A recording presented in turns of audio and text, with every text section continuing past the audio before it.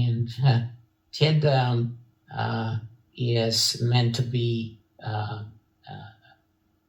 it's an analogy drawn out of the movie called Ted, where the teddy bear, you might remember that little Mark Wahlberg, right? Yep. He is the hunky, chunky guy who very sort of macho, who had this little guy. He forms a relationship with a teddy bear. Yeah.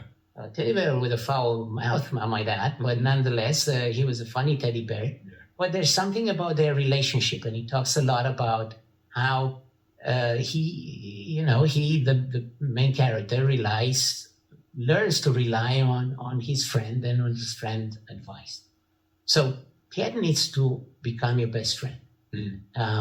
And Ted is an important point of reference and can be used as both an emotional regulation tool, but also as a planning tool.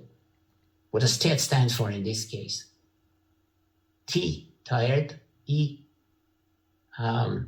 exercise. D, diet.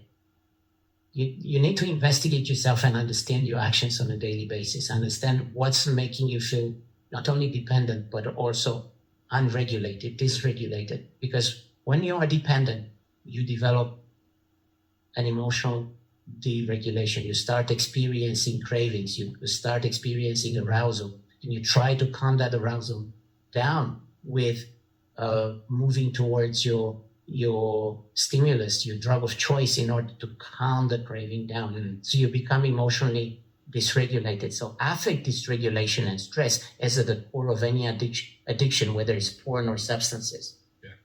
So Ted is there as your best friend and as more than a guide.